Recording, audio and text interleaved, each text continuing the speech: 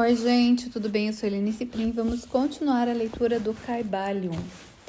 E a gente está no capítulo 11, o ritmo. E a frase é a seguinte: tudo tem fluxo e refluxo, tudo tem suas marés, tudo sobe e desce, tudo se manifesta por oscilações compensadas. A medida do movimento à direita é a medida do movimento à esquerda. O ritmo é a compensação. O Kybalion. O quinto grande princípio hermético, o princípio de ritmo, encerra a verdade que em tudo se manifesta um movimento proporcional. Um movimento de um lugar para outro, um fluxo e um refluxo. Um movimento para adiante e para trás. Um movimento semelhante ao do pêndulo. Uma maré baixa e uma maré alta, entre os dois polos que se manifestam nos planos físicos, mental e espiritual. O princípio de ritmo está em relação com o princípio de polaridade descrito no capítulo precedente. O ritmo se manifesta entre os dois polos estabelecidos pelo princípio de polaridade. Isso não significa, porém, que o pêndulo do ritmo vibra nos polos extremos, porque isto raramente acontece. Com efeito, na maioria dos casos, é muito difícil estabelecer o extremo polar oposto. Mas a vibração vai primeiro para o lado de um polo e depois para o do outro.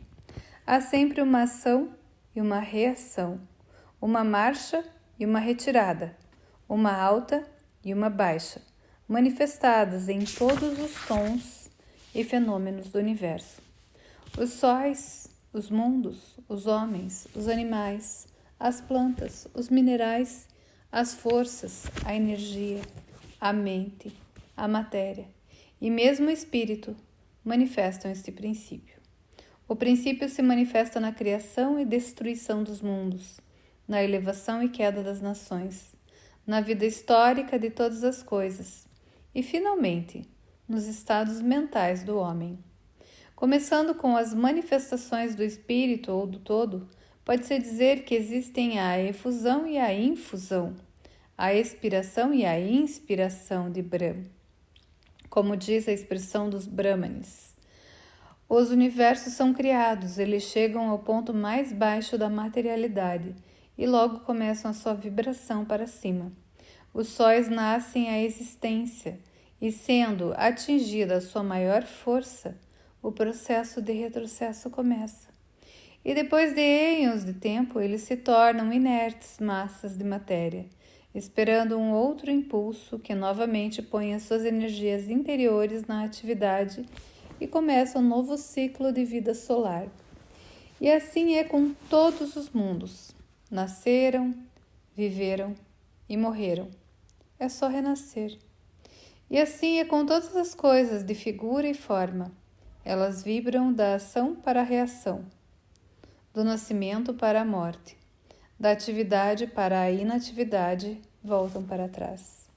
Assim é com todas as coisas viventes. Nasceram, cresceram, morreram e depois tornaram a nascer. Assim é com todos os grandes movimentos, as filosofias, os credos, os costumes, os governos, as nações e todas as outras coisas.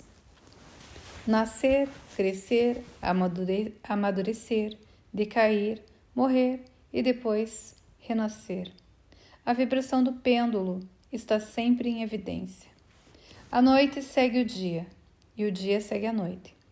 O pêndulo vibra do outono ao inverno e depois volta para trás. Os corpúsculos, os átomos, as moléculas e todas as massas de matéria vibram ao redor do círculo da sua natureza. Não há coisa alguma de absoluta inércia ou cessação de movimento, e todo movimento participa do ritmo. O princípio é de aplicação universal. Pode ser aplicado a qualquer questão ou fenômeno de qualquer dos diversos planos da vida. Pode ser aplicado a todas as fases da atividade humana. Sempre existe a vibração rítmica de um polo ao outro. O pêndulo universal sempre está em movimento.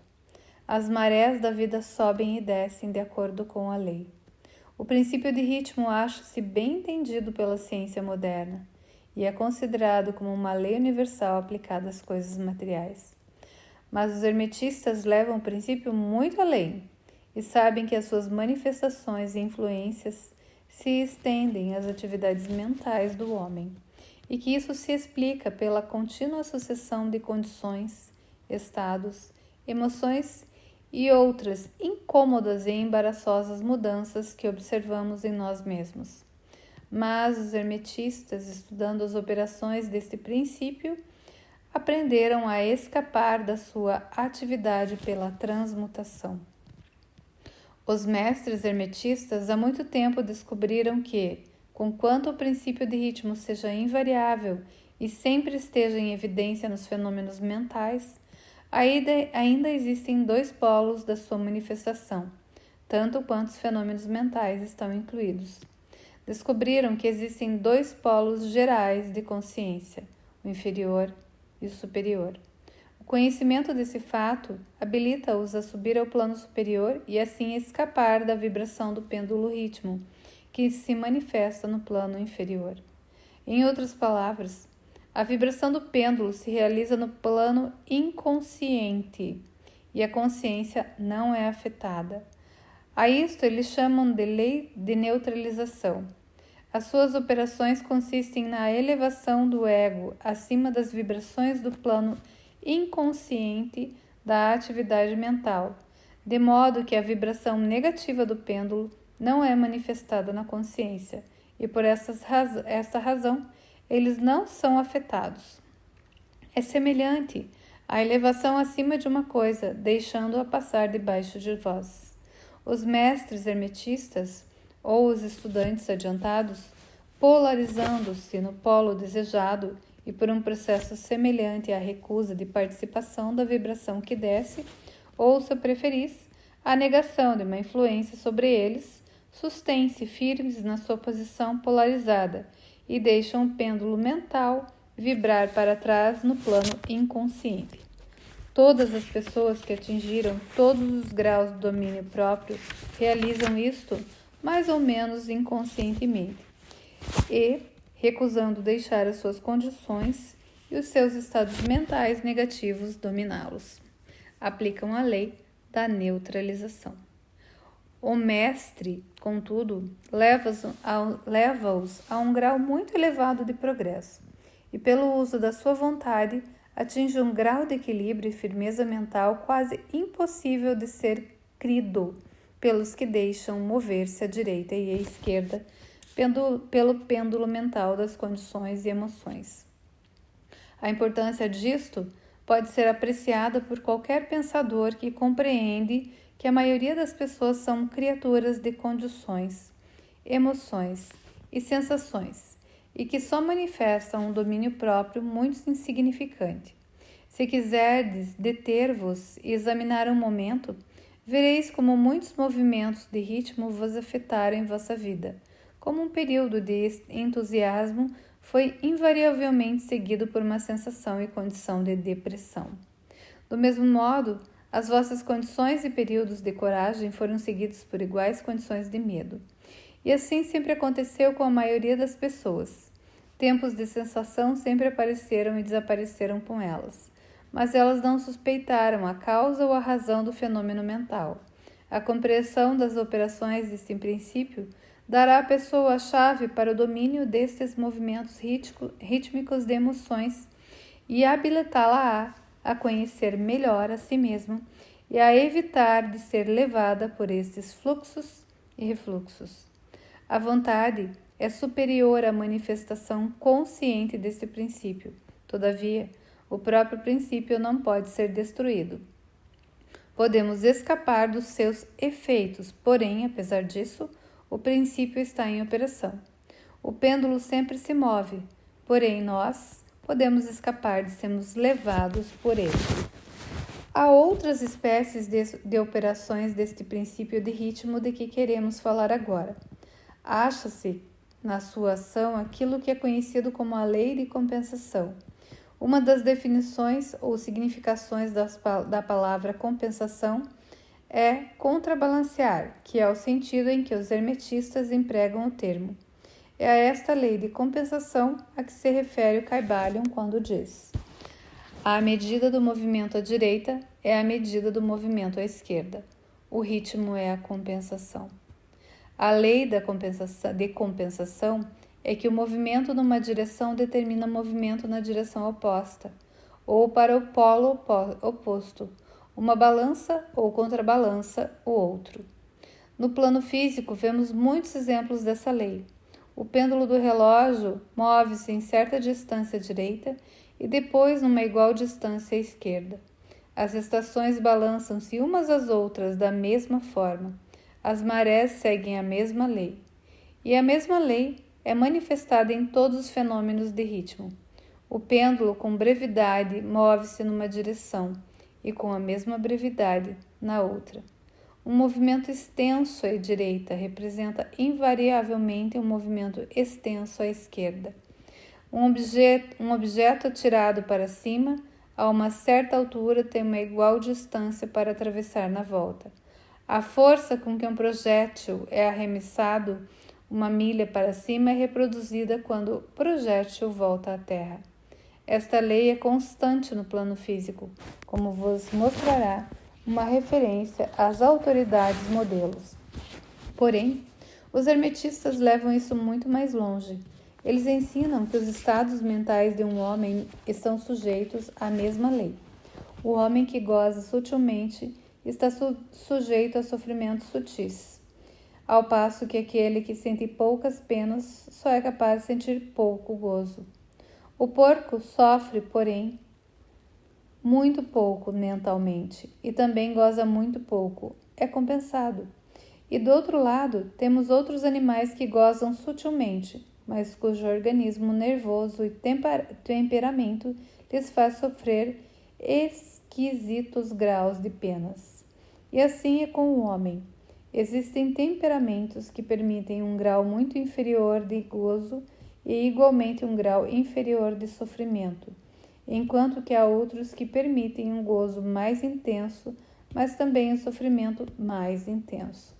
A verdade é que a capacidade para o sofrimento ou o gozo é contrabalanceada em cada indivíduo. A lei da compensação está aí em constante operação. Contudo, os hermetistas ainda vão mais além neste assunto. Eles ensinam que antes que alguém possa gozar um certo grau de prazer, deverá ter movido proporcionalmente para o outro polo da sensação. Dizem, contudo, que o negativo é procedente do positivo.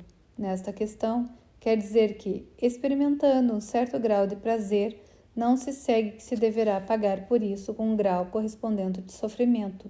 Pelo contrário, o prazer é um movimento rítmico, concordando com a lei da compensação, para um grau de sofrimento precedentemente experimentado na vida presente, ou numa encarnação precedente. Isso traz nova luz sobre o problema do sofrimento. Os hermetistas consideram a cadeia das vidas como contínua e como formando parte de uma vida do indivíduo, de modo que, por conseguinte, o movimento rítmico, por esta forma, é compreendido enquanto que não teria significação sem que fosse admitida a verdade da reencarnação. Porém, os hermetistas pregam que o mestre ou o estudante adiantado está habilitado em grau elevado a escapar o movimento para o sofrimento pelo processo de neutralização antes mencionado. Elevando-se ao plano superior do ego, muitas das experiências que acontecem aos que vivem no plano inferior são evitadas e escapadas. A lei da compensação toma uma parte importante nas vidas dos homens e das mulheres. É sabido que geralmente uma pessoa paga o preço de tudo que possui ou carece. Se tem alguma coisa, carece de outra, a balança é equilibrada. Ninguém pode guardar o seu dinheiro e ter a migalha de pão ao mesmo tempo. Todas as coisas têm os seus lados prazenteiro e desprazenteiro. As coisas que se ganham são sempre pagas pelas coisas que se perdem. O rico possui muito do que falta ao pobre, ao mesmo tempo que o pobre também possui coisas que estão fora do alcance do rico. O milionário poderá ter inclinação para muitos festins e a opulência com que sustentar todas as delícias e luxúrias da mesa, mas carece do apetite para gozar dela. Ele inveja o apetite e a digestão do trabalhador, que carece da opulência das inclinações do milionário. e que tem mais prazer com o seu simples alimento do que o milionário poderia ter se o seu apetite não fosse mau, nem a sua má digestão arruinada, porque as necessidades, os hábitos e as inclinações diferem. E assim é através da vida. A lei de compensação está sempre em ação, esforçando-se para balançar e contrabalançar, e sempre vindo a tempo, sendo necessário diversas vidas para o movimento do pêndulo, para o movimento de volta do pêndulo do ritmo. E é isso aí, terminamos mais um capítulo, que foi o capítulo 11.